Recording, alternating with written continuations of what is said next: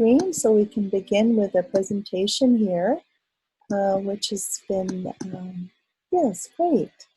I hope all of you can see this. So when I was thinking about, this opportunity to give a Dhamma talk, it was really a surprise, but also quite an honor to be able to deliver something that is really relevant at our time right now when we are facing this crisis of COVID. And how can we apply our understanding of the teachings of the Dhamma in this current environment when COVID has taken over our lives in a way, and there's a massive pandemic that's hit the entire world. So how can we bring these teachings into our life given the current circumstances? So I'd like to go to my next slide. So what I'd like to really share with you is to begin to develop the foundation of where we are today. We are really at a crisis point of facing physical suffering. Obviously, with COVID-19, just as of last night, when I looked at the numbers of cases, we have over 7 million people who have COVID today. And very sadly, about 428,337 deaths around the globe.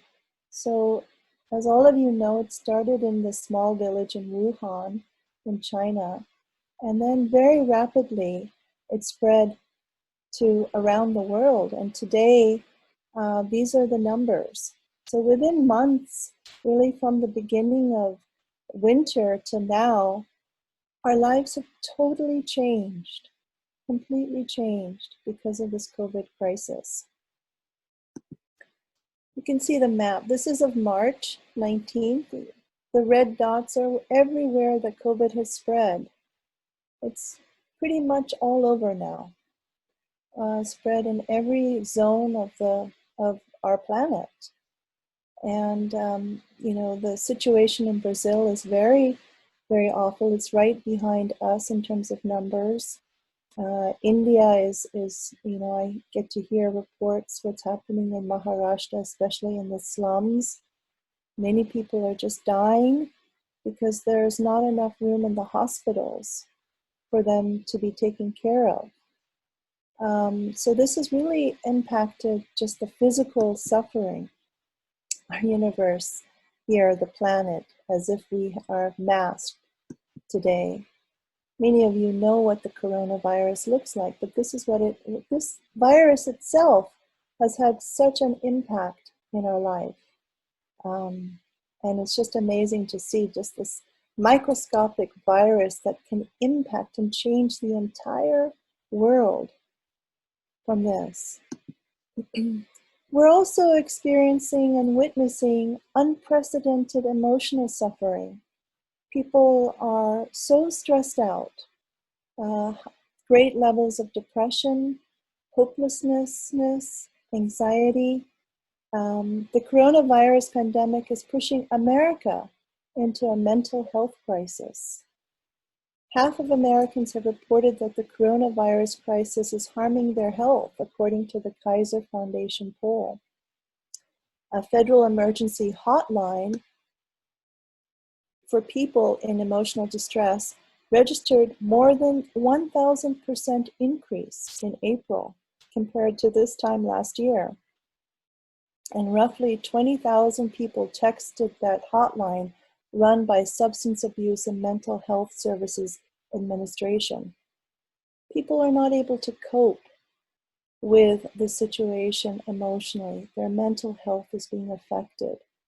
They're completely, the suffering is reaching such a direct level, it's just penetrating their mental health, where they don't know what to do. They don't have their inner resources of knowing how to deal with this. And so as a result, people are just completely depressed. Now, today, this is the new normal. We have to stand 6 feet apart from each other. Just within months, our lives have changed.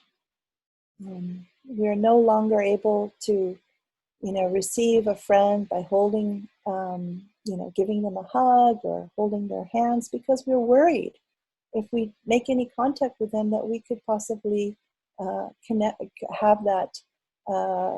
that virus. So our lives have fully changed. That's become the new normal. People are feeling very isolated. They don't know what to do. They turn inwards. There's a sense of hopelessness. They don't know how to draw on their inner resources. Of course, we're also receiving, really at another level, racial inequalities. The death of George Floyd recently in the last week. We've seen riots around the world on Black Lives Matter. People who are demonstrating for that injustice, the racial inequality. And that's happening around the world. Even today, as we speak, people are out there, despite the fact that they could be taking their health at risk. They're rioting because this is just not right. Racial inequality. What about gender inequality?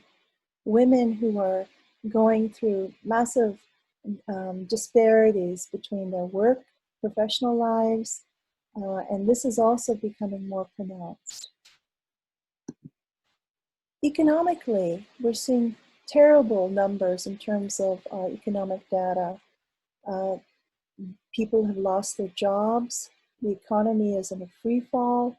Our unemployment rates here in America at an all-time high of 13%. So people, you may know of people who've lost their jobs in the last 3 months. What does that mean? It means that people will go to food banks because they just don't have enough money to buy food. This has never happened before in America. In an industrial country like this is considered a first world country. And when I go out to the grocery store, you will see people with their signs saying, "Please help me, I need to eat, I need some food." This is in a first world country. You might see that in other countries, but here in a privileged area, more and more people do not have money to support themselves because of the job losses in the last 3 months. People were just using their credit cards to survive. More than 700,000 jobs have been lost since March. So with all of this, the physical suffering, the emotional suffering, the economic suffering, and of course all of the rioting that has taken place in the last couple of weeks, it's no wonder that people are just feeling, where do I go? I feel this is just too much. It's overwhelming. Where can I draw any hope? Where is this going? Where is this pandemic going? Where is the light in all of this? Where's the solution? We don't have any solutions yet. There are over 100 different companies looking for solutions for this virus, as in possible vaccinations, but it could take all the way up until January or March in order in times for it to actually come forward with a possible solution. So we're all racing to try to find a solution, but as of now, it's not looking very bright. It's not looking very bright for most people. So what can we do given this pandemic, given this current situation that we're in, that has in a way leveled out all of us? There's not one person that's exempt from the situation, not because I'm from a higher privileged caste or class, but we're all in it. Everyone is facing the same issues of suffering. So what can we learn from this current situation right now, especially from a lay perspective? You know, Venerable Monastics and Venerable Mahasangha, you have great knowledge and great experience through your practice and your wisdom to draw from. But as lay people, we struggle and are challenged to find what resources do we have to find a bit of light in what seems like a very dark times right now. And what can we take as our refuge? What can we take knowing in confidence that there is shelter? You know, when we take refuge in the triple gem, the Buddha, Dhamma, and Sangha, it literally means that we are being protected. So can we use the circumstance right now to really dive into and develop that confidence and that authenticity of experience of the Dhamma? And so I would like to really begin the presentation here by saying that this is a great opportunity for us as lay people to deepen our practice, to go deeply, using this as an opportunity to understand suffering, understand the qualities of dukkha. So I would like us to go now really into the heart of the presentation, which is really to say that we do have our inner resources. And they start with going into the understanding, into the truth of suffering. Who is the best doctor in this entire universe, in this kalpa? Who is the best doctor? We all know that the best doctor, the best physician in this entire world is the Buddha, is the Blessed One, the one who has gone beyond. This is a Gandhara statue of the Buddha. If you had seen his arm here, would have been the gesture, the fearless gesture. Go forward, go forth, right? So he is the greatest physician in this kalpa, in this universe, the Buddha. What did he understand about the human condition? As a doctor, he understood the illness. He was able to identify the illness, the nature of the illness, so he was able to be diagnostic about the illness. He also identified the cause of the illness, and he identified a cure for the illness, recommending a treatment for the illness that can bring about a prescription, a cure. Now, this analogy is brought to you because it emphasizes the compassion of the Buddha, the Blessed One, that he was motivated by the desire to relieve suffering for all sentient beings. Now, I've been wondering for a while now, especially during COVID, why are the Four Noble Truths noble? Why are they noble? Noble in the English language is a very special word. And we also know it in Pali as Arya. But why is the Four Noble Truths noble? Something that is noble means, in the truest sense, says that noble is true in all conditions so that we can rely on it. Something that is noble is true in all conditions so we can rely on it. That means that it cannot be changed. For example, A noble metal cannot be corrupted, like gold that can be found shining even in the mud. When we see a piece of gold, we know that that is gold. Noble truths are always true in all conditions. They never change. And so this COVID crisis has highlighted the nobility of the noble truths and shown us so clearly why we can rely on the Dhamma. Because there are some other faiths that are grappling with this issue. Why do we have COVID in this time? They might not be able, why was it that my husband died? I've been a good citizen of the world. I've given back to my community. Why is it that I'm the one who's suffering? They may not be able to draw on answers in that particular faith, but as we know, the Buddha set out, when he set forth, to understand the truth of suffering. So we can rely on his understanding as the first noble truth. And noble is very important to remember as we go on in this presentation. The definition of Arya. So when I was examining why noble, I'm drawn to the word Arya. Arya in Sanskrit and Pali, it is a term frequently used in Buddhist terminology, and it can be translated as noble, not ordinary, valuable, precious, pure. Arya, in the sense of noble or exalted, is frequently used in Buddhist texts to designate a spiritual hero or a spiritual warrior.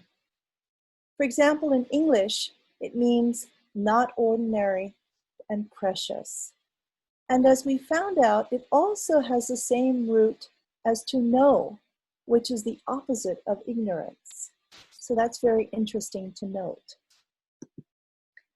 So what did the Buddha teach about suffering? Well, his first truth is that the truth of dukkha. Within the Buddhist tradition, the term dukkha is commonly examined into three categories: the dukkha of ordinary suffering, the physical and mental suffering associated with birth, growing old, illness, and dying. The dukkha produced by change, the anxiety or stress of trying to hold on to concepts or situations, people or things that are constantly changing. We all have experiences of wishing for something to stay constant, to stay permanent. But the dukkha happens when we realize that that no longer is constant, it's changing. The dukkha of conditioning, a basic unsatisfactoriness pervading all forms of existence due to ignorance of the fact that all forms of life are changing, impermanent, and without any core or substance. On this level, the term indicates a lack of satisfaction, a sense that things never measure up to our expectations or standards. We've all been in that situation where we've had expectations and possibly they didn't meet our expectations, and then we've suffered from that. So that's what that's pointing to. So again, the first truth is the first noble truth is the truth of dukkha. The second noble truth is the origin of dukkha. So the truth of the origin of dukkha, within the context of the Four Noble Truths, the origin of dukkha arrives or appears because of craving. In the Pali word, it's called tanha, arising from wrong knowledge or ignorance. And craving arises and runs under three channels. Craving for sense pleasures, kamha tanha.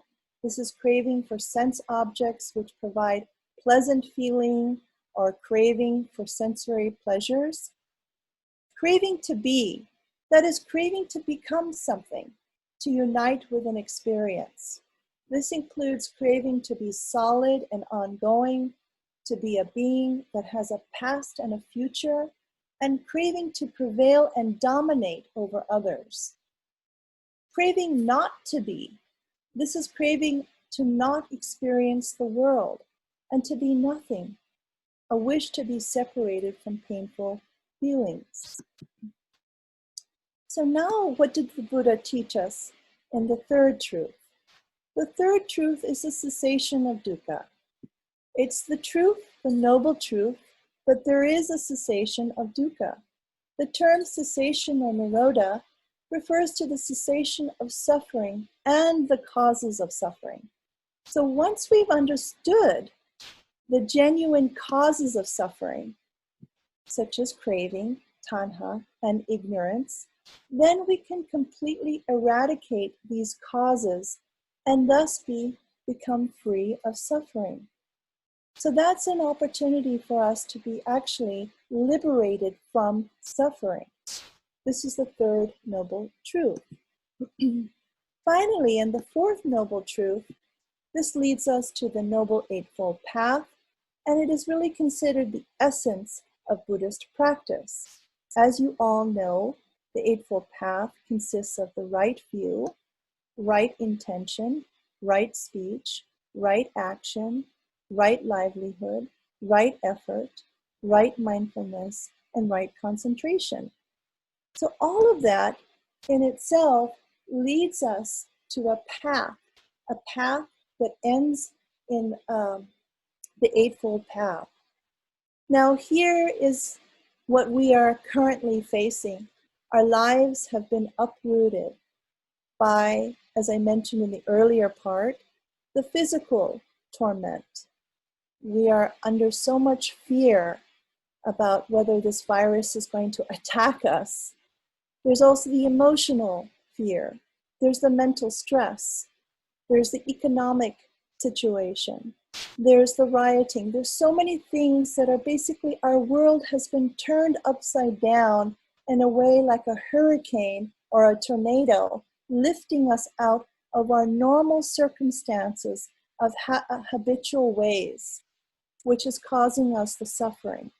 Now, can we apply these teachings in our life, knowing that we have the truths, these Four Noble Truths at our within reach? How can we turn the wheel of the Dharma in our own life, especially as lay practitioners in these challenging times? So the answer is yes, we can. Despite the current conditions of being fully uprooted, we can recognize that our direct experience is going to lead us to a deeper spiritual life, because we understand that there is suffering. We cannot avoid it. It's in our face. The suffering is so in our face. For the first time in our life, we have no choice but to face it.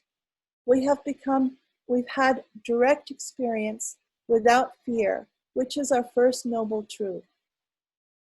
We can examine the cause of suffering.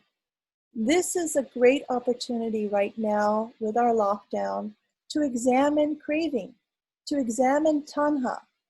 This is the second noble truth.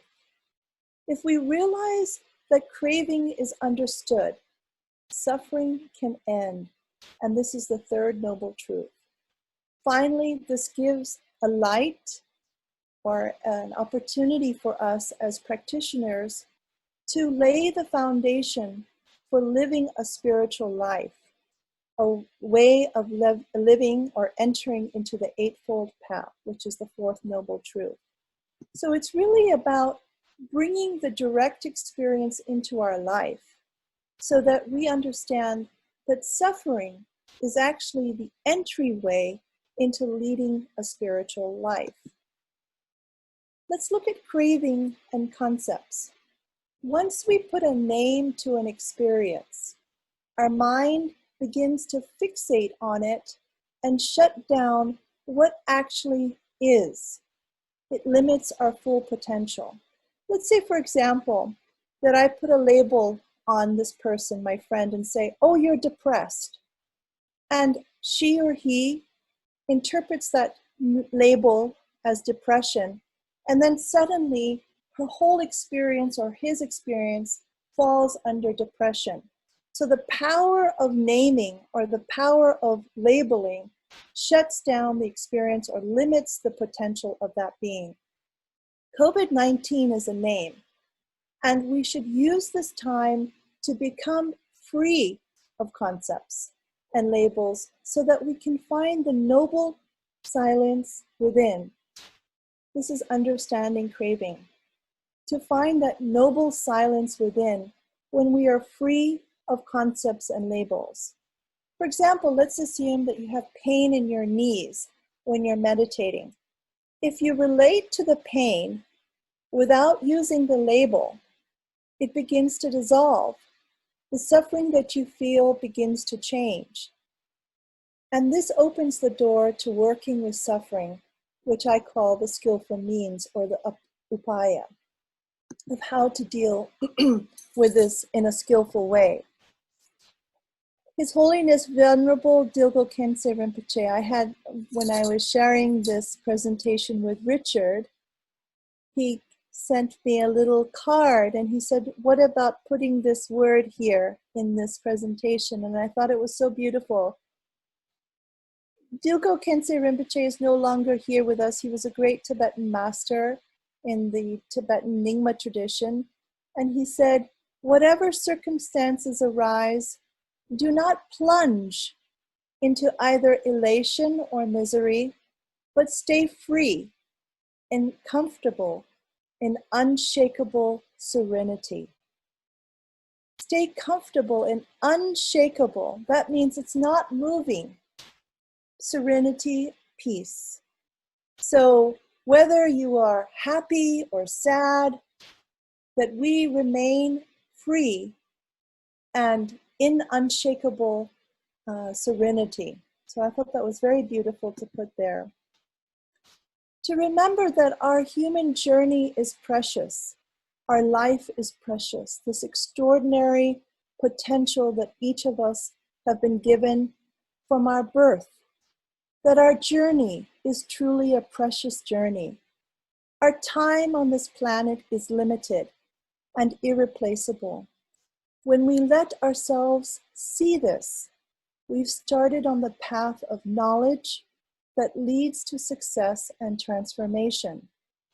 Knowing that our life has true value, has true preciousness. And can we find some light in the midst of these current conditions? Perhaps we can.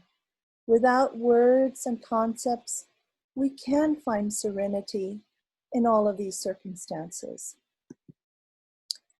We will use skillful means to overcome our daily challenges. The skillful means is a step process that can be applied to any situation in our life. The first step is to become aware of the realities of our difficulties, not simply by intellectual acknowledgement, but really by an honest observation of ourselves.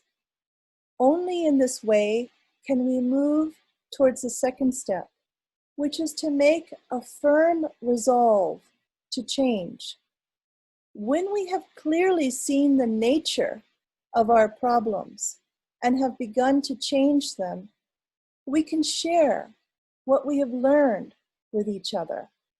This sharing can be the most satisfying experience of all.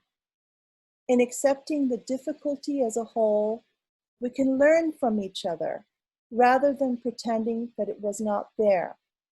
So in this instance, I hope that today we will begin to share together and really understand the collective wisdom that each of us have together.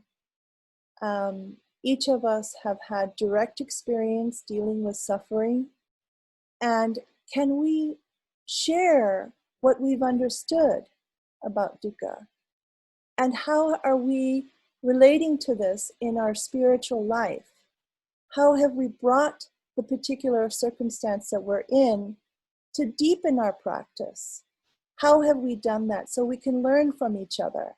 Because this is a collective community, the Sangha. This is a collective community where we learn from each other.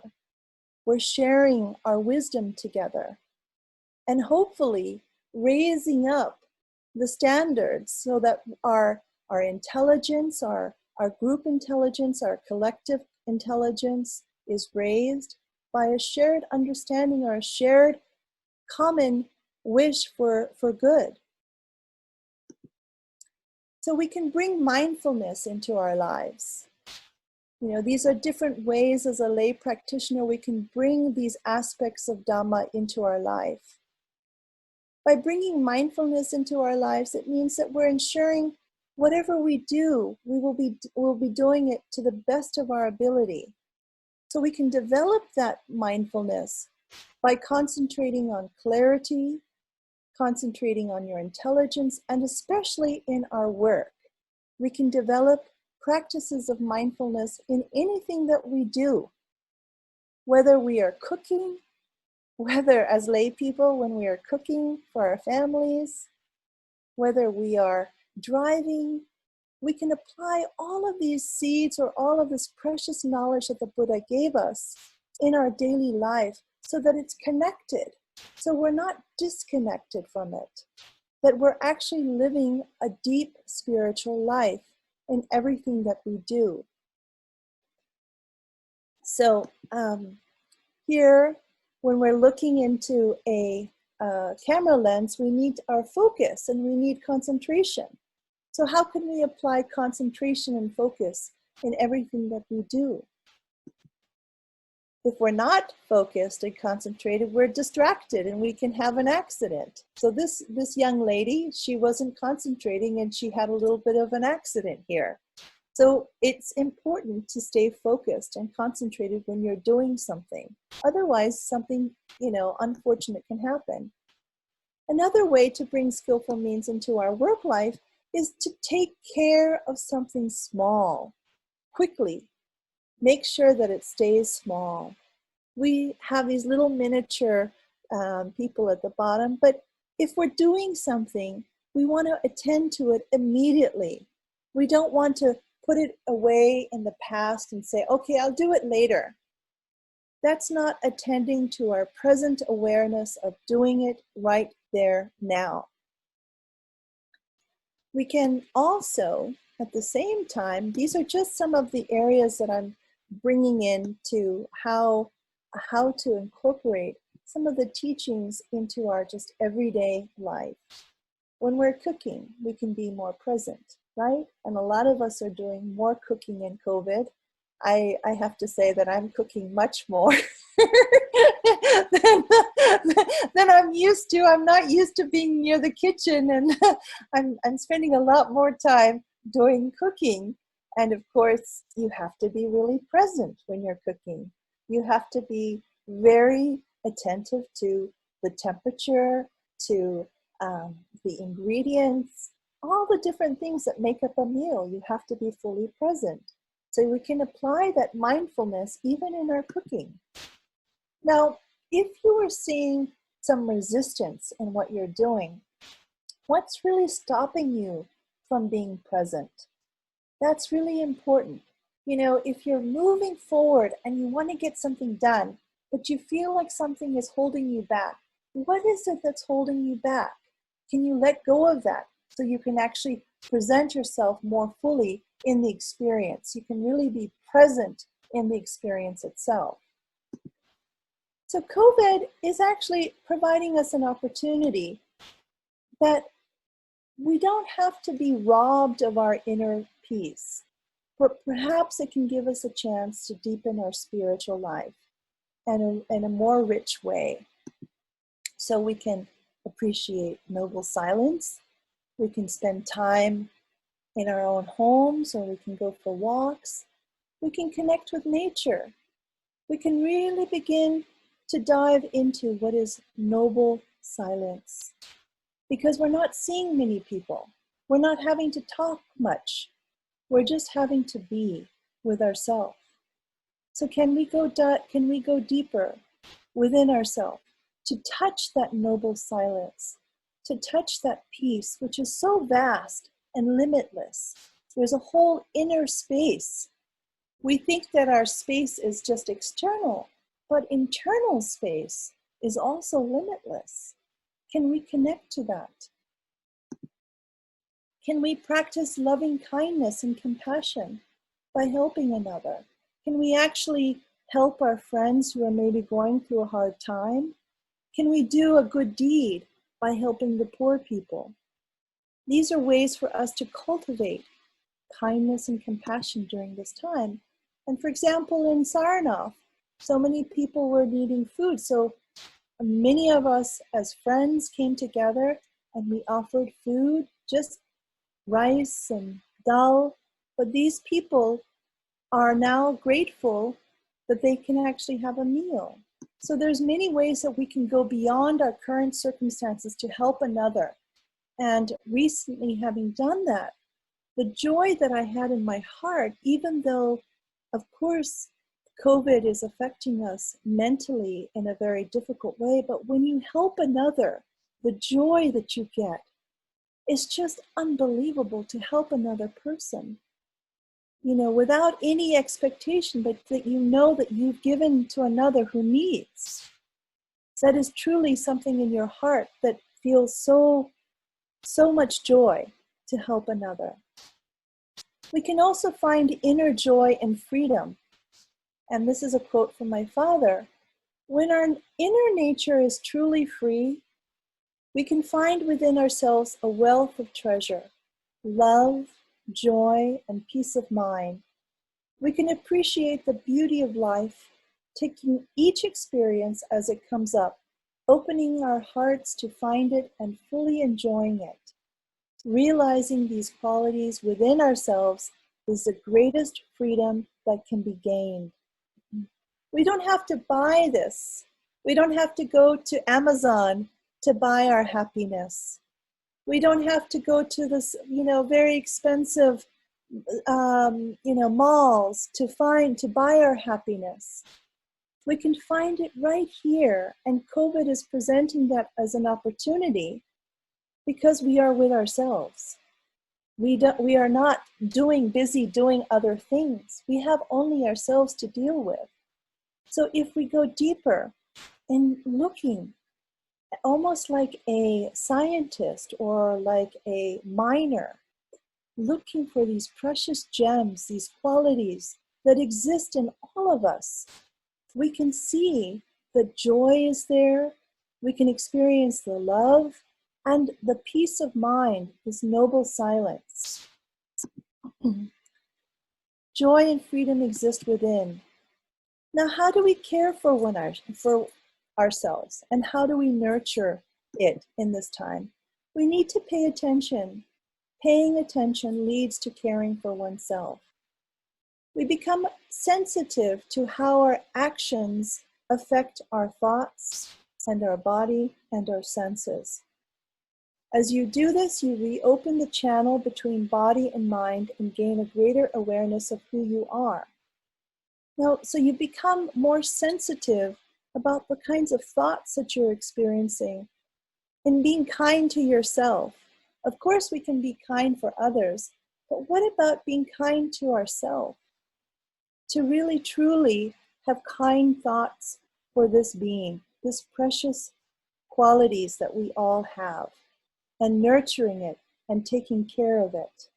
And we can find out what that means to each of us. It may be something different. It may mean, for me, for example, it's taking my walks. I love doing my walks. That's taking care.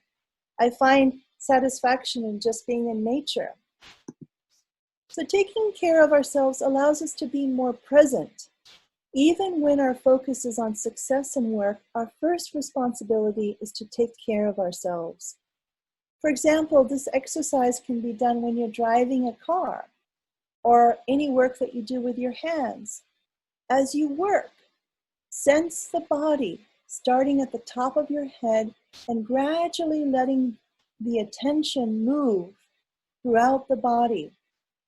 Once you are aware of the body as a whole, see if you can bring the various sensations into balance. And pay attention to where there are blockages. Where is there stress? Where is there suffering? Pay attention to where there is dukkha, or where the energy seems especially intense. So if you allow yourself to do that, you can learn you're making direct contact with that stress and that suffering that exists within your body, because the mind and body are so connected together. You become more sensitive to that relationship between body and mind. And ultimately, we like to see the harmony or the cooperation between body and mind. So there's no disconnect there. There's no stress on the body and peaceful mind. We know that they both work together. So we want both to be interconnected together in a very harmonious way, fully cooperating with each other. So inner clarity ultimately begins the process of self-knowledge. When we stop focusing on craving and start getting in touch with our direct experience, we can go beyond suffering. So how do we get back in touch with ourselves? What can we do to become genuinely free, even under these circumstances? When we begin to look clearly at our inner nature, we gain a perspective on our development that is free to grow. And that clarity is the beginning of self-knowledge. It begins by paying attention to our mind and body. This being right here, you have every opportunity right now to know yourself, to go deeper, to understand what is it that's coming up that is causing you dukkha or stress, and examine that, using that as an opportunity to directly contact what the Buddha taught as the Four Noble Truths. So this is an excellent opportunity. And of course, we would not be here without the Blessed One, the Tathagata, who went beyond and understood really the Four Noble Truths. So because of this incredible being, Siddhartha, that became Tathagata, we could know all of this. And then after the Buddha, we have the Sangha, the great Mahasangha, those examples that live their life in such an authentic way, leading us as living examples of what the Buddha taught.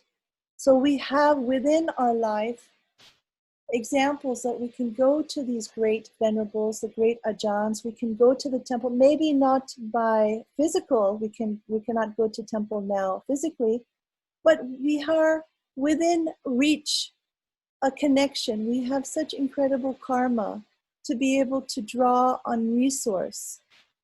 These great beings who have left the worldly life to live a life of renunciation, to live a life as a living example, that we can look to them as how can they walk forward.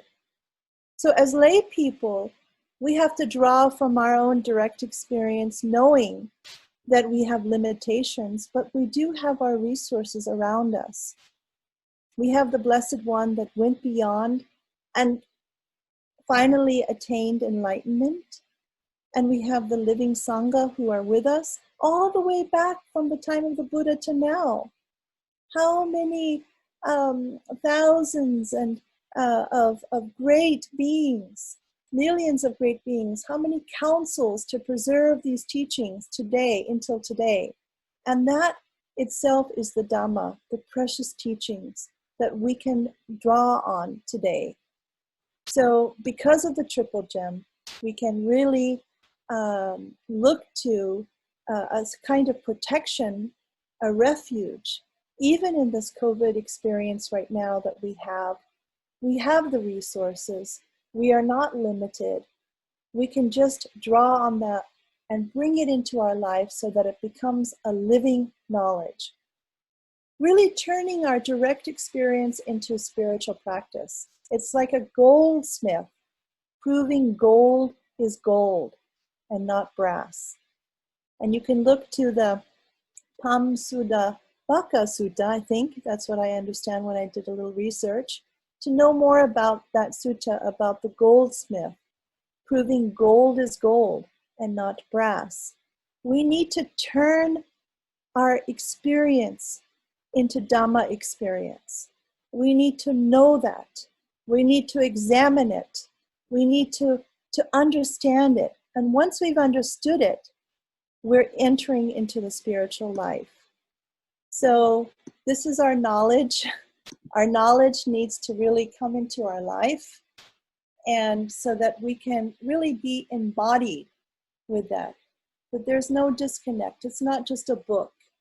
It's not just a philosophical idea, but to really bring it into our life so that it grows like a seed, so like a Bodhi seed in ourselves, and that we can become truly a noble fourfold Sangha, the Arya Sangha, the fourfold Sangha. So that is our wish. Now, just to conclude here, what have we learned today? We've learned that accepting suffering opens the door to understanding. If we accept suffering, we can begin to understand really the truth of suffering. Understanding the truth of suffering opens the door to our own experience, to our own direct experience. What is it that we're facing today? Living directly is the basis of a spiritual life. It means that we're living in authenticity. We're not living in book knowledge. We're not living sort of removed in a cultural way, but we're really living in the Dhamma.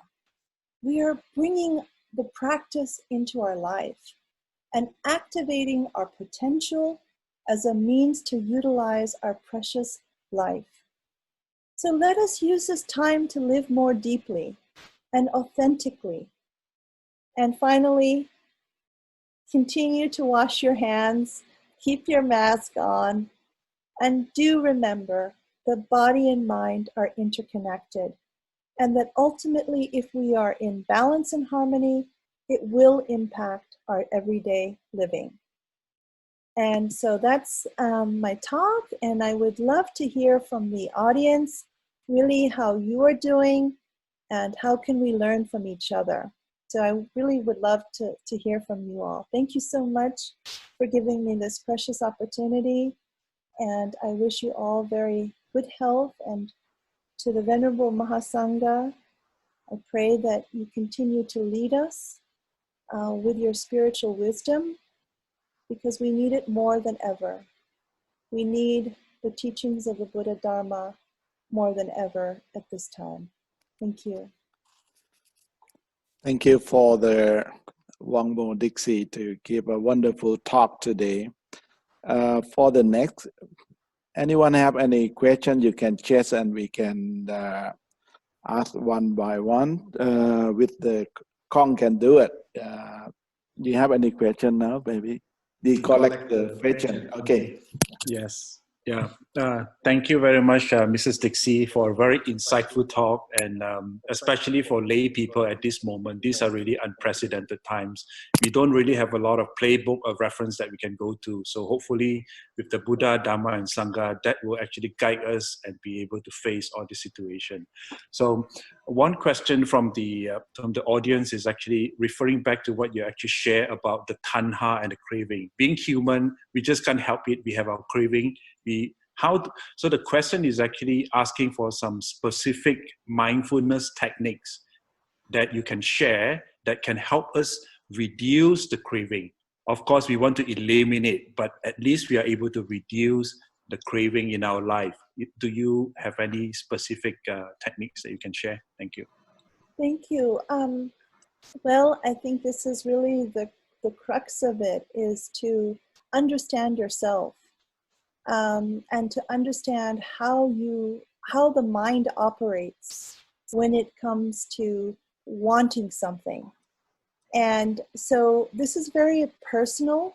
The wishes or the desires that each of us have are, their karmic tendencies can be very different based on our habits. So what I might like, for example, I love ice cream.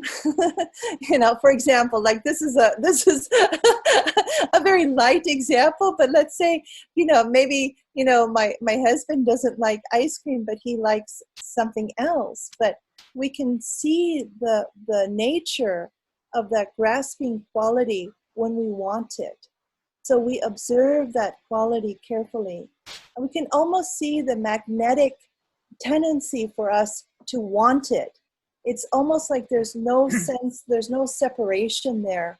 We're suddenly taken over by the desire to grasp. And from that moment, the grasping has taken us over. So there's no separation there between us and the grasping. So the way that I would recommend is to notice it, to examine that experience itself, that grasping quality. And when you are there with the grasping, you can notice how it has taken you over. And slowly over time, you can start to see that quality, when you have a bit of distance from that grasping, it no longer holds that same ability or that same power over you in your life, because you may realize that, for example, too much ice cream is not good for your weight, or it has bad health benefits. You can see that there are consequences to that if you continue with that. But I think first is to identify the experience when you are having that grasping example. And so you kind of have to open your eyes and to really noticing it. And then slowly to become almost like a scientist, understanding yourself a little bit more and more at how you're relating to that object. So each of us have different ways of handling the you know, our particular you know, grasping. But that for me is what I do, is I start to notice the power of the quality of the grasping. And when the power takes you over, you are no longer able to act with any indifference. It's just, you know, it takes you over, as you know. Thank you. Thank you very much. So maybe I would like to follow up with a questions very relevant to the topic today as a lay person. So if you look at the situation today, one of the most common challenges that we face today is trying to practice the sila, the 5 precepts. And one of the most difficult precept that I think, at least from my experience, to practice is actually the precept of abstaining from false speech. Musawada, Veratmani, Sikapadang Samadhiyami. So what is your advice? You know, given the current situation, sometimes, you know, we will face in the situation where we might have to make a choice. Like, give an example, today, the business might not be doing well, but we might be required to project a very positive image of the business. You know, we need to make sure that we are financially strong, but it might not be the whole truth. But as a layperson, we have to do our job. We have to make that report. So what would be your advice to a layperson who are able to make sure that we follow the precept, but at the same time, we need to work. We need to follow the instructions or from our bosses. So what is your perspective? From a lay perspective, and I have to say that a lay perspective is limited because, you know, ultimately, the one who lives the life, complete life, a spiritual life, will be able to draw really deeply from their wisdom. But from a lay perspective, of course, there are many times when we are confronted with that situation of the right speech. But if you have the practice, I believe and I trust that you will know how to deliver that speech in the right way. So you begin to almost, I think, through your own spiritual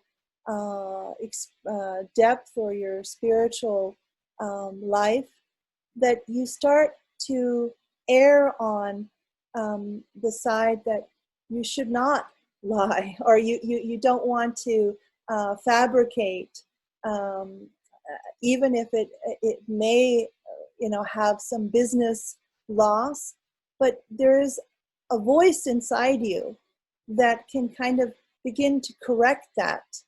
And that voice inside you is something that you begin to trust as a spiritual practitioner, that you may hear, oh, if I exaggerate the report, it may actually have, not the truthful outcome. You may hear that voice. And so I would begin to listen more carefully to that.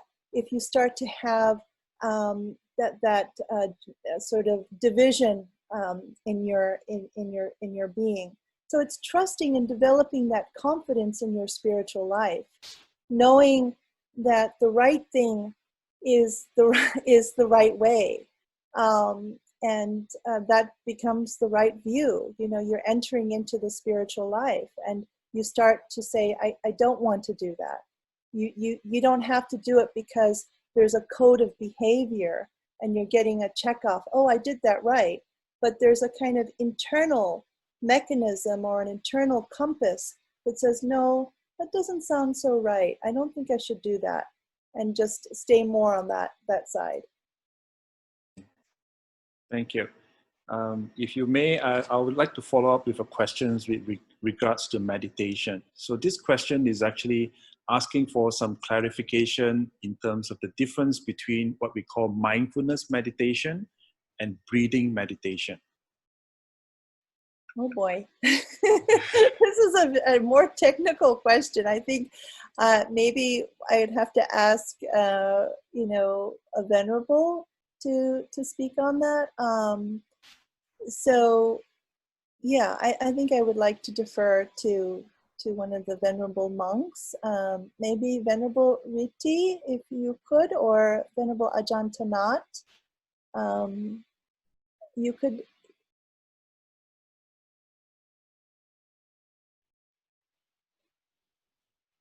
Another question again, maybe Ajahn Tanat going to answer.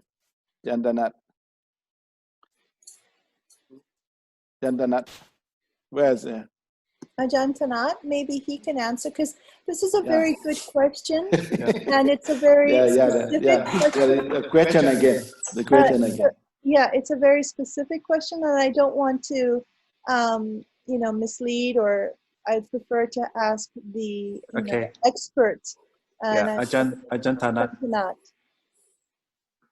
Can you give some guidance on that, Ajahn Tanat? Yes. Just ask again. What is the question? Okay. Can I'll repeat the question again? So the question actually refers to some guidance in terms of the difference between mindfulness meditation and breathing meditation.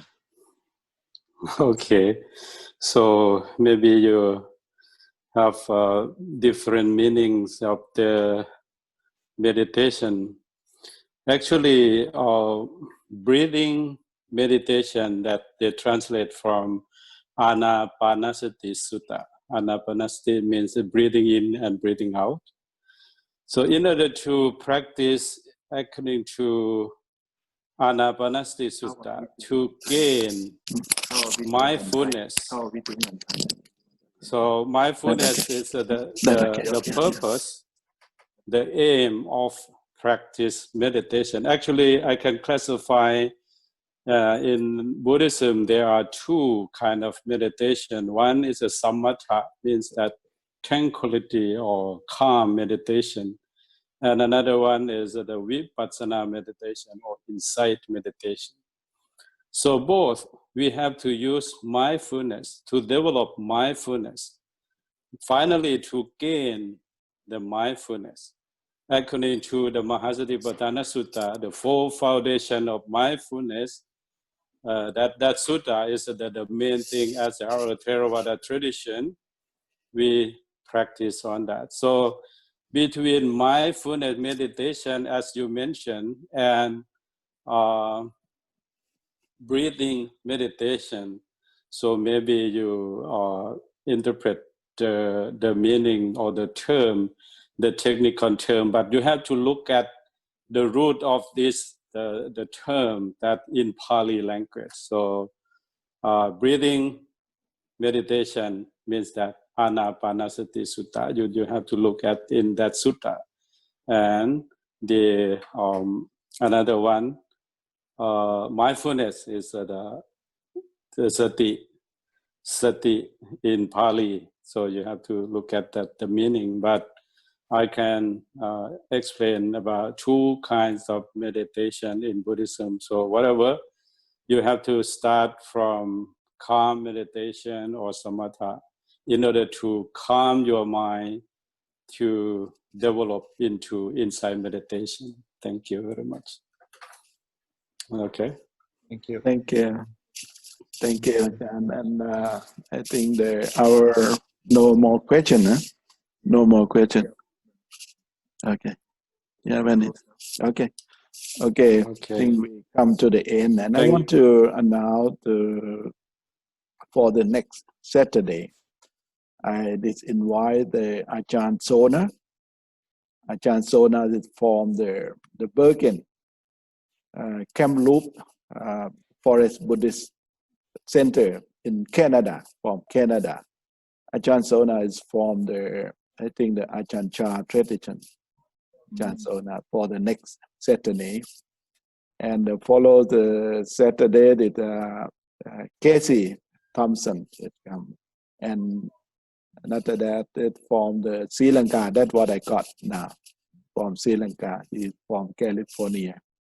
And everything okay. Now we come to the end, and I want to invite our president, Long Po Patep Putivitet, pay respect to the Sivajem one more time. Okay. ตอนนี้หมดเลยครับได้ยินผมไหมได้ยินครับหลวงพ่อโอเคชัดเจนครับชัดเจนแล้วอะระหังสัมมาสัมพุทโธภควาพุทธังภควันตังอะภิวาเทมิ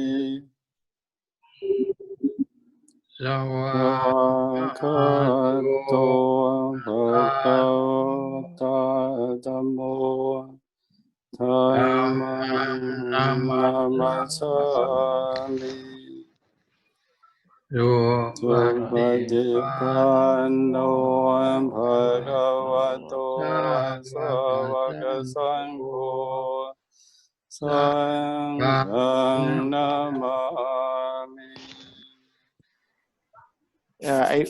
I want to get the permit. Can we upload to the web, to the Facebook and to YouTube, right? One more. Oh, sure. Yeah. Okay. Okay. Thank you very much. Thank you so much to everyone. Thank you all. Okay. Thank you very much for your presentation today. For your good talk, good Dhamma. Great. Great job. Great job. Thank you. Wonderful. Thank you so Wonderful. much. Wonderful. Okay. Okay. Very good. Okay. Thank you. WANGMO. Thank you, Long Po. Yeah, thank you. Thank you, Venerable. For all people to understand, or you talking about very good Dhamma teaching today. Okay, thank you very much. Thank you so much, Ajahn. Thank you. Thank you. Be well. Thank you. Okay. Sadhu, Bye bye. sadhu. Thank you. Thank you for all your sharing. อาจารย์สมทรง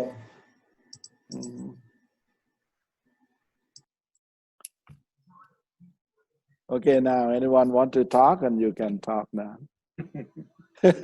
Long Po, when you start, no sound. สวัสดีครับหลวงพ่อเจ้าคุณเจริญวัดทำไมเอียงจังอ่ะหลวงพ่อทำไมไมค์ไม่ดังอ่ะวัดเอียงจังอ่ะวัดข้างหลังอ่ะโบสถ์ โอ้ เอียง180 องศา Okay. Yeah, anyone want to talk? You can discuss each other. อาจารย์สมทรงครับผม Venerable Somsong from the Oklahoma. Long time I didn't see you. อาจารย์สมทรง ยังไม่ได้เปิดไมค์ Oh, can you talk anything?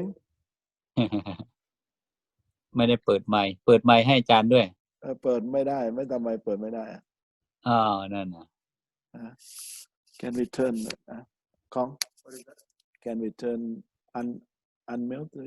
unmute Oh, you have to you unmute this one. สมทรง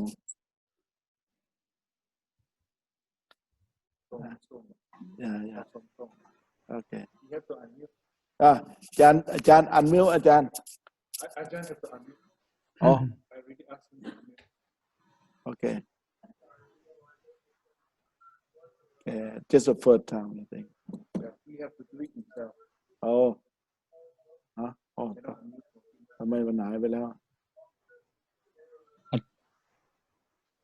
ด้วยอาจารย์ยังอยู่ ยังอยู่ แต่ไมค์ไม่เปิด ทำไมมันเป็นยังไง not unmute yes ของอย่าอันนี้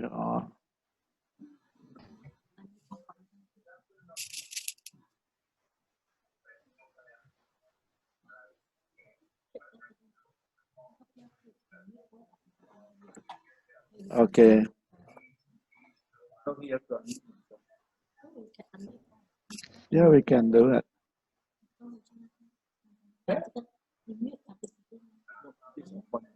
Oh, I don't know how to. He have to unmute. I cannot do it. Ask already. Yeah. And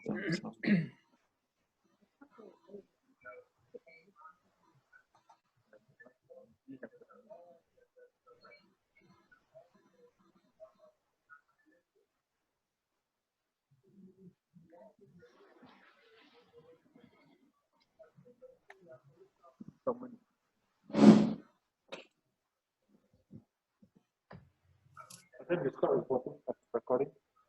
Oh, okay.